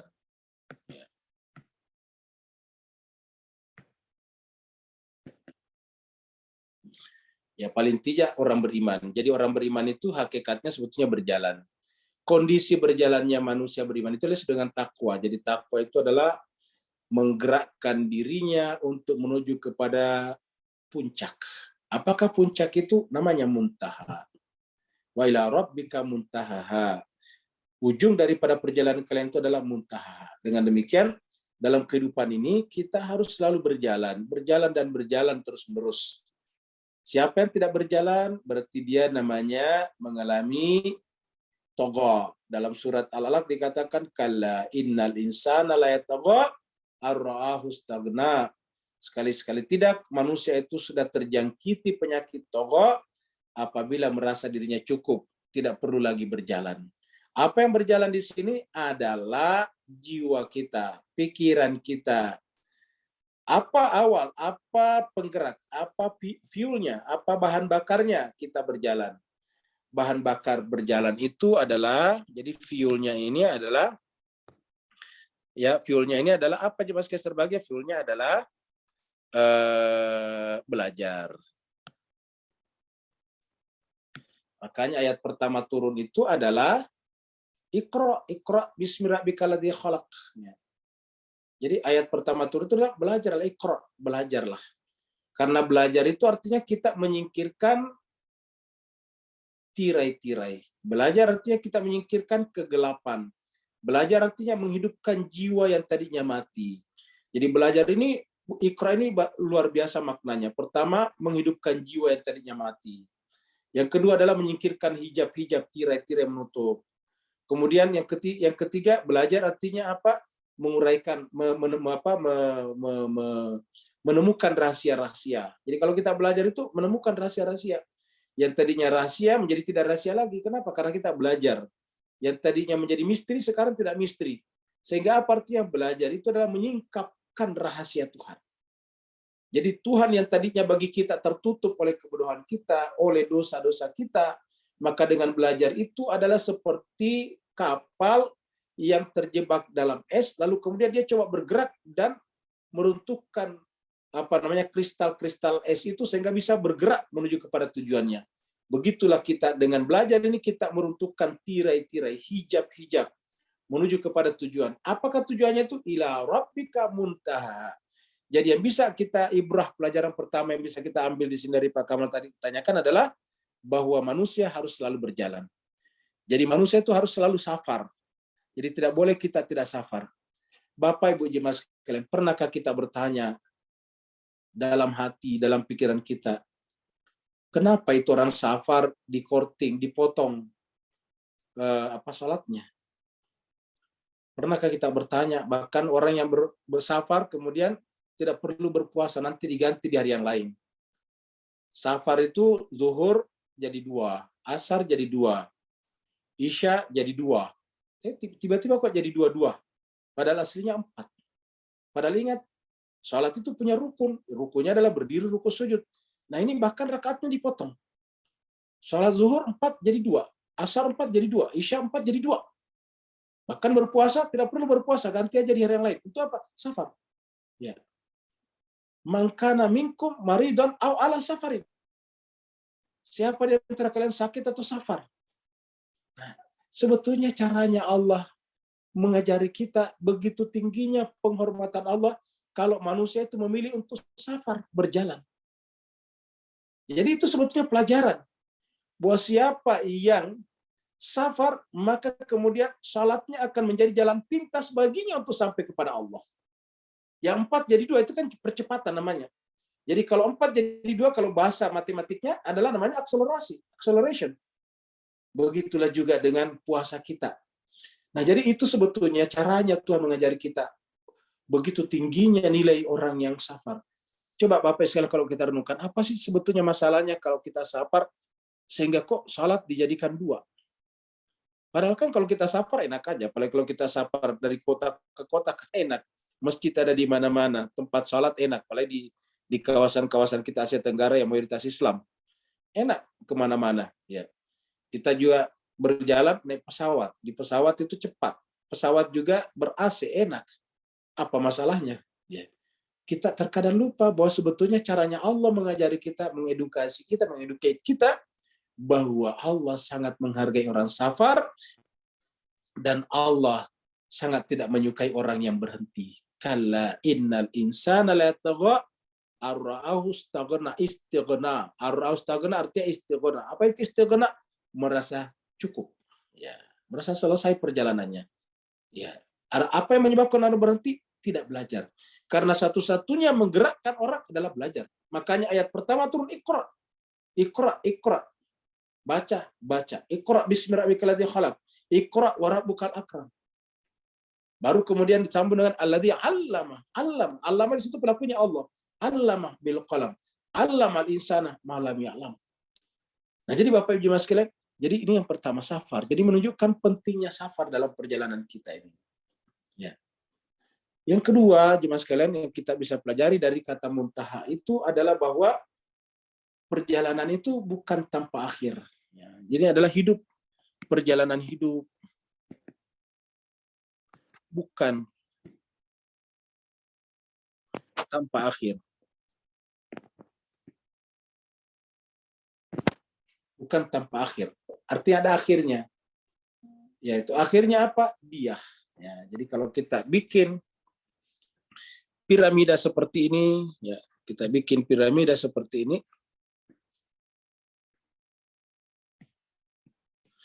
maka semua sumber daya kita yang ada di bawah sini, sumber daya yang ada di bawah sini, semua sumber daya kita di sini, ya, apapun juga, semuanya, harta kita, keluarga kita, semuanya harus kita gerakkan ke atas ini, harus digerakkan ke sini.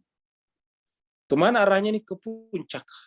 Itulah sebabnya Allah mengatakan, ya ayyuhalladzina amanu qu anfusakum wa ahlikum nara. Apa itu nara? Adalah setback. Apa itu nara? Nara adalah istighna. Apa itu nara? Istikbar. Apa itu nara? Tidak bergerak lagi ke atas. Jadi siapakah di puncak ini? Gimana sekalian?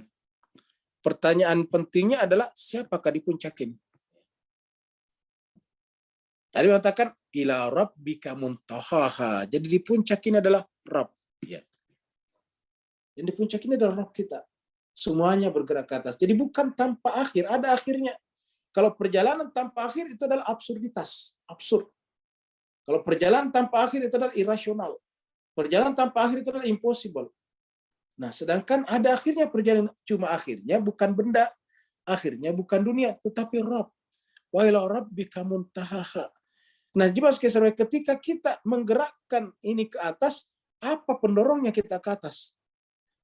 Kalau tadi di sini adalah yang membuat kita tidak setback adalah belajar, yang menggerakkan itu adalah belajar, maka di sini apa yang menggerakkan jemaah sekalian sehingga kita bisa bergerak ke atas? Yang menggerakkan adalah satu kata yang disebut dengan rindu. Rindu ini adalah merupakan refleksi paling nyata daripada cinta. Rindu adalah refleksi nyata daripada cinta. Kenapa kita bergerak ke atas? Karena kita rindu. Maka yang harus kita hidupkan adalah kerinduan. Kalau tidak ada kerinduan, berarti cinta kita telah mati. Makanya tadi kita katakan, hidupkan hati kita. Setelah kita hidupkan hati kita, apa hakikat hati kita? Cinta. Apa api yang keluar dari cinta? Rindu. Ya. Jadi kalau kita ada api, keluar apanya? Rindu. Api cinta adalah rindu. Rindu artinya apa? Keinginan yang teramat sangat untuk mengorbankan diri demi mencapai puncak. Itu rindu namanya. Ya.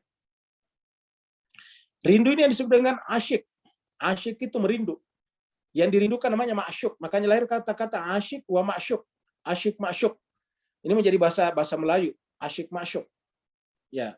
Asyik ma'syuk itu artinya merindu. Rindu yang ini dirindukan adalah Rabb kita.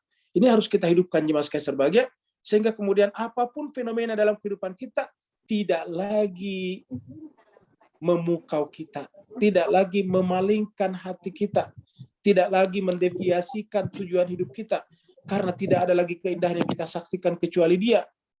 Kata Sayyidatu Zainab mengatakan, ma ra'aitu illa jamila. Tidak ada lagi yang kusaksikan, artinya tidak ada lagi tujuan hidup, tidak ada lagi yang memukau hatinya kecuali Rabb saja. Kenapa? Rabb itu adalah jamil. Rabb ini adalah al-jamil yang maha indah. Ma ra'aitu illa jamila. Tidak kusaksikannya kecuali keindahan. Keindahan apa yang dimaksud? Keindahan hakiki, yaitu Rabb. Jadi kalau kita sudah bergerak ke atas, ma ra'aitu illa jamila. Jadi kita ingin berpacu dengan waktu agar sampai ke atas sebelum kematian itu datang kepada kita. Itulah sebetulnya yang dimaksud dengan anfiqu mimma razaqnakum min qabli ayyati ahadakumul maut fayaqula rabbi laula akhartani ila ajalin qarib. Infakkanlah, korbankanlah sumber daya yang ada pada kalian untuk apa? Untuk sampai ke puncak. Karena kalau tidak sampai ke puncak atau masih jauh dari puncak, lalu kemudian kematian datang, maka berkatalah fayaqula rabbi, wahai Tuhanku, laula akhartani ila ajalin qarib.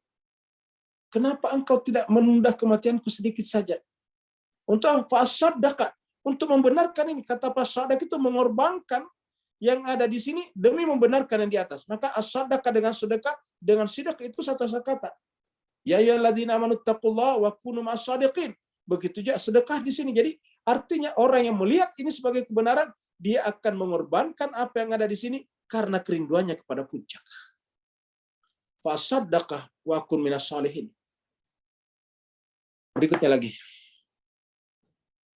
Ya Ustadz, ada satu pertanyaan dari Ibu Afwan, Yeni. Ustaz. Boleh saya sambung ke soalan tadi, Ustaz? Afwan. Ya, boleh silakan. Maksud saya, Ustaz, orang yang menunaikan haji itu telah menyahut seruan Allah untuk berkunjung ke rumah Allah, Ustaz. Ya. Mereka kita jadikan contoh sebagai perjalanan awal untuk menuju bertemu Allah di muntaha yang lebih tinggi, Ustaz. Afwan, Ustaz, soalnya. Baik, mereka. Terima kasih banyak Pak Kemal. Jadi Mas Keser bahagia, kalau kita lihat orang berhaji, ya saya tunjukkan dalam Al-Quran, itu sebetulnya yang kita tuju adalah Nabi Ibrahim. Ya. Nabi Ibrahim. Jadi kalau kita lihat, coba kita lihat dalam surat ini. Kita lihat dalam surat 22. Ya. Surat 22, ya. Ayatnya mulai daripada 26. Kita baca dari sini, Allah berfirman, A'udzubillahi minasyaitonirrajim. Wa idh bawwa'na li Ibrahima, dan ingatlah tatkala kami memberikan tempat kepada Nabi Ibrahim, makan suatu tempat al-bait, di sekitar al-bait, itu Baitullah. Baitullah, rumah Allah. Apa tugasnya Nabi Ibrahim di sana? Diberikan tempat, tapi apa tugasnya? La tusyrik bi syai'a. Supaya di Baitullah itu jangan membuat sekutu denganku dengan apapun juga. Kalau Baitullah yang zahir yang ada di Mekah, yang ada di Masjidil Haram. Lalu kemudian Baitullah yang batin ada di mana? Di dalam jiwa kita. Jadi Allah mengatakan janganlah menggantungkan patung-patung berhala-berhala al-asnam di dalam jiwanya. Sebagaimana juga tidak boleh menggantungkan patung-patung berhala di Baitullah yang ada di Mekah. Ya. Kenapa mesti Tuhan membuat yang zahir seperti yang ada di Mekah? Karena manusia itu selalu untuk sampai di batin melalui yang zahir. Ya. Contohnya tadi, kita melihat penderitaan orang baru kita hatinya menangis. Jadi harus melalui yang zahir dulu. Ya. Kita melihat sesuatu baru mempengaruhi jiwa kita. Misalnya ada orang menderita, kemudian kita empati kepadanya. Itu kan selalu manusia bermula dari zahir, baru masuk ke dalam batin. Maka Allah menciptakan Baitullah itu sebetulnya adalah untuk mengajari kita untuk sampai kepada Baitullah sesungguhnya. Jadi perjalanan manusia kepada rumah Allah yang ada di Mekah sebetulnya adalah bagian tak terpisahkan daripada perjalanan manusia kembali kepada Baitullah yang ada pada dirinya. Orang yang berjalan kepada Baitullah yang ada di Mekah, tetapi pada saat yang sama tidak berjalan kepada Baitullah yang ada pada dirinya, berarti namanya hajinya mardud. Kapankah hajinya mabrur? Apabila perjalanannya kepada Baitullah yang ada di Mekah diiringi relevan bersamaan dengan perjalanannya menuju kepada batinnya. Perjalanan Baitullah dalam batin kita itu tadi puncaknya adalah Rabb. Kenapa? Karena jiwa kita adalah arasnya Allah Subhanahu wa taala. Yang disebut dengan Baitullah tadi. Jadi la tusyrik bi, jangan memperserikatkan aku syai' dengan apapun. Wa tahhir, dan sucikanlah baitiku ini. Sucikanlah rumahku ini. Nah, jemaah sekalian, kalau mensucikan rumah di sana kan berarti kita tidak ada peran. Kenapa yang membersihkan di sana kan pemerintah Saudi, kerajaan Saudi. Nah, sedangkan ini perintahnya berlaku sampai sekarang, bukan hanya kepada Nabi Ibrahim. Ini ayat berlaku sepanjang masa. Jadi kata-kata tohir di sini perintahnya kepada kita. Sucikanlah rumahku. Di mana yang ada di dalam jiwa kalian? Lit-ta'ifina, untuk ta'if, orang-orang tawaf. Apa itu orang tawaf? Kalau dalam hati kita, orang-orang yang ada di sekitar kita. Al-Qaimin, yang bersama dengan kita. Makanya kita sampaikan orang Islam itu, Pak Bu sekalian, adalah merupakan agen keamanan. Jadi manusia, orang beriman itu harus agen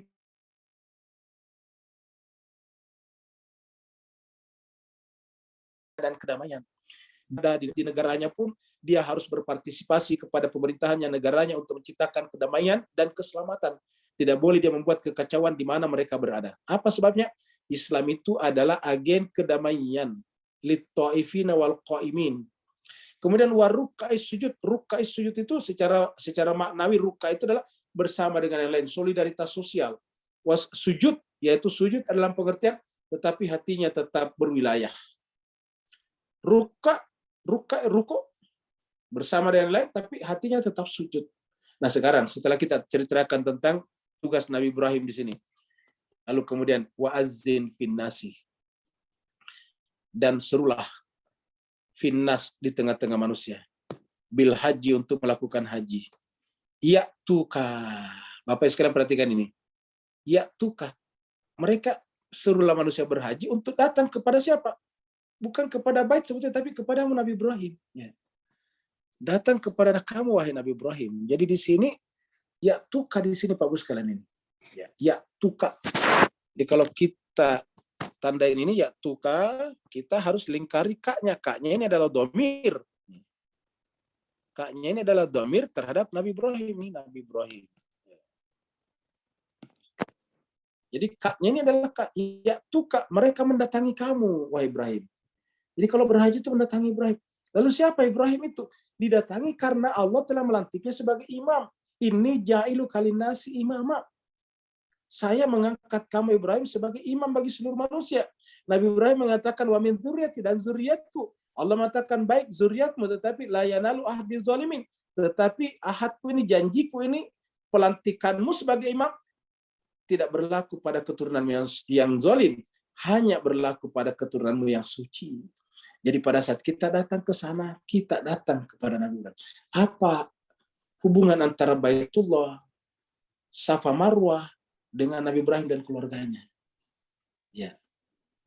Jemaah sekalian berbahagia, hubungannya adalah bahwa Nabi Ibrahimlah contoh, role model bagaimana kita sampai kepada muntaha tadi.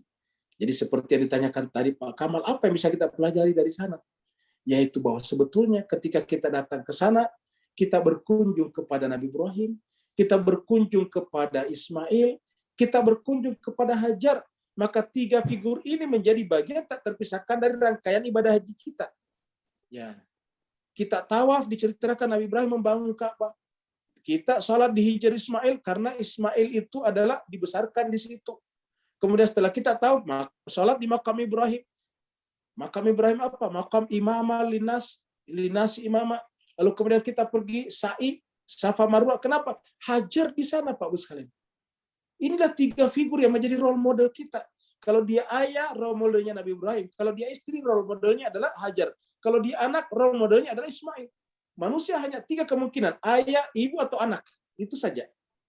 Sebagai ayah, role modelnya Ibrahim. Sebagai ibu, role modelnya Hajar. Sebagai anak, role modelnya Ibrahim. Dan tiga-tiganya ini kompak. Yang ada hanya jiwanya adalah Allah. Dalam jiwanya Baitullah yang sesungguhnya. Dalam jiwanya aras Allah yang sesungguhnya. Maka ketika kita datang ke sana seperti ini, ya tukah mendatangi kamu Ibrahim. Ya. Makanya juga tadi dikatakan dalam surat, kita lihat tadi dalam surat yang lain juga ini. Ya. Yang lainnya. Surat, ya ini. Surat Al-Quraisy. Kita juga di sini. Ya. Falyabudu rabb hadzal bait. Hendaklah mereka menyembah apa? Rabbnya hadzal bait, bukan al-baitnya. Ya'budu rabb hadzal bait.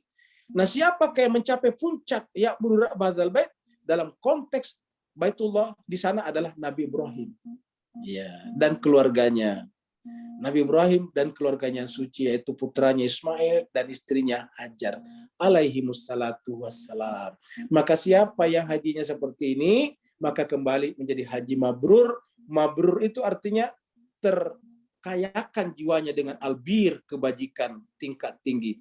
Laisal bir antualu wujuhakum qibalal masyriq wal maghribi walakinnal birra man amana, dan seterusnya. Lan tanalul bir hatta tunfiqu mimma tuhibbun. Orang yang mencapai derajat albir sejati adalah namanya al-abrar. Tawaffana ma'al abrar. Innal abrar yashrabuna min ka'sin kana midajuha kana kafura. Innal abrara fi illiyin. Kitabul abrar fi illiyin. Ya. Innal abrara la fi na'im. Itu al-abrar. Nah, jadi jemaah sekalian sebagai itulah. Tadi satu lagi Pak Bu Dokter tadi. Yang di Ya, chat. Ustaz.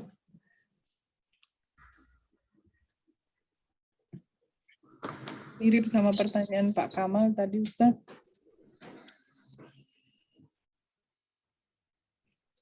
Cuma sekarang dari Bu Yeni ya. apakah muntaha ini ada hubungannya dengan Arafah? Mohon diluruskan teman saya. Apakah merupakan puncak kesadaran tertinggi? Baik. Jadi apa hubungan antara muntaha dan Arafah? Ya. Kita tidak akan sampai kepada muntaha kalau tidak melewati Arafah.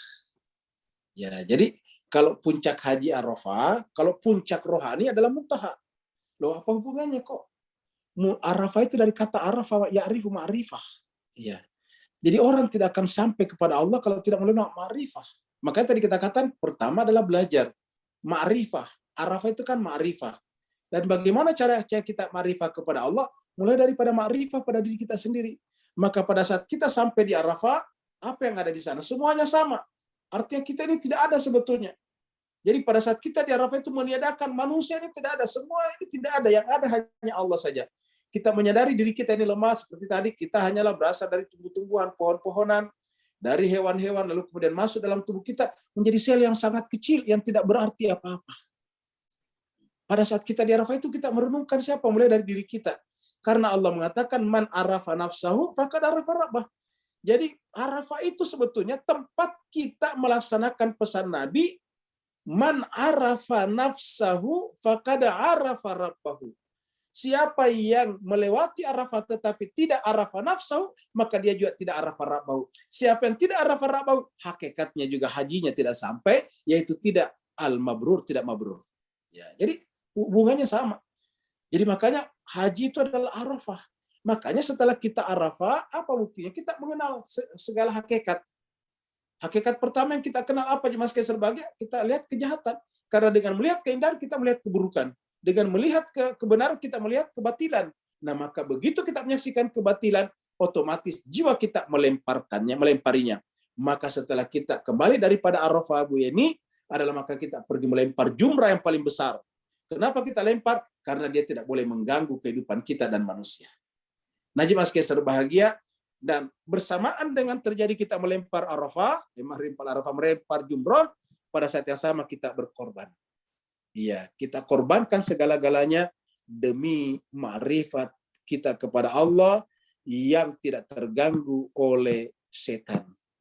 Kalau kita sebelum baca Al-Quran adalah a'udzubillahi minasyaitonirrajim, maka sebelum kita kembali lagi kepada kehidupan semula setelah kita berhaji, harus melempar.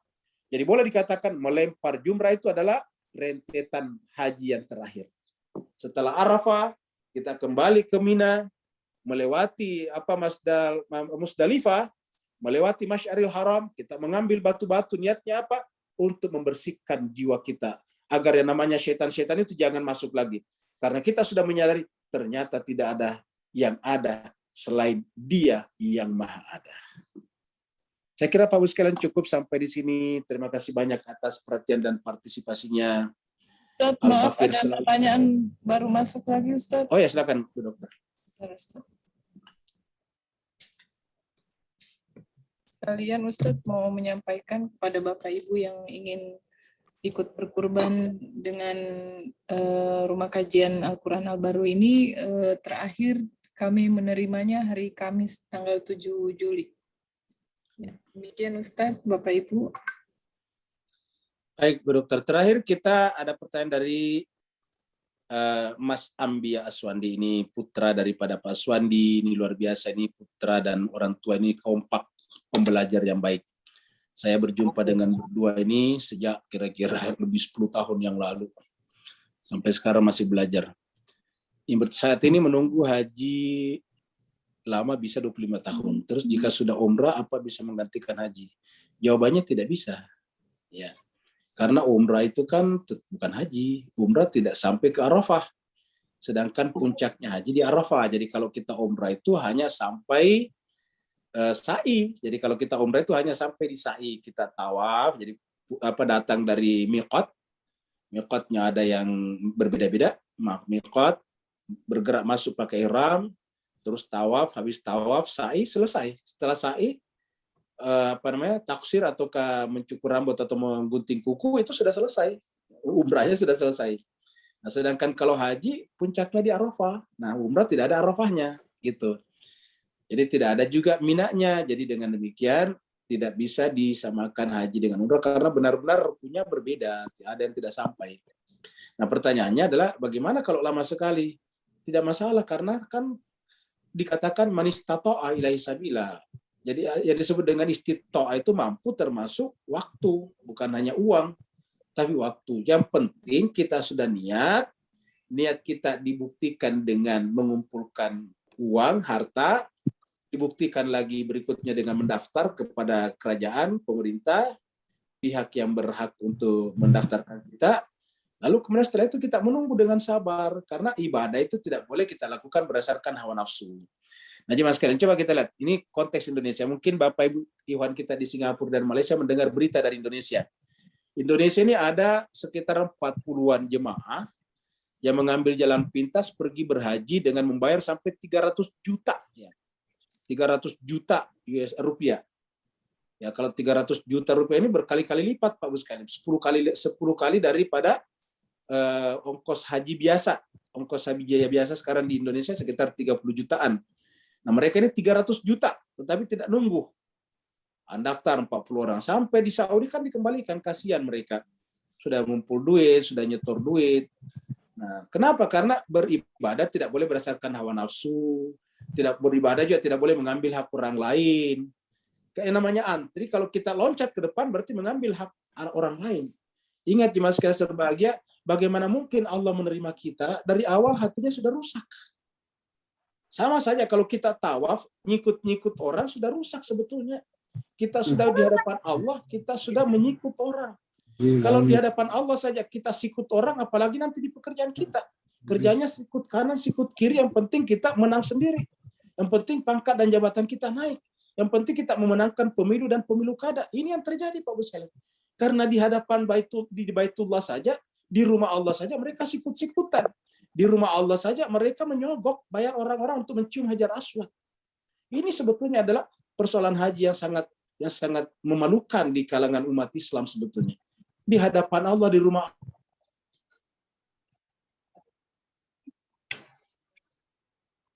ada yang membayar menyogok orang untuk mengkawal dia, nyikut orang lain supaya mudah mencium Hajar Aswad. Kalau di hadapan Allah, kalau di rumah Allah saja kita bersikap kasar seperti ini, bagaimana kalau kita sudah kembali ke negara kita masing-masing? Ya. Mudah-mudahan Pak Bu sekalian dengan tadabbur kita ini, dengan pelajaran Al-Quran kita ini, Allah SWT memberikan kepada kita pengetahuan, pemahaman tentang hakikat Islam, supaya kita jangan sampai seperti sebagian saudara-saudara kita yang telah memahami agama dengan cara yang salah. Terima kasih banyak. Wassalamualaikum warahmatullahi wabarakatuh. Waalaikumsalam. Terima kasih Ustaz.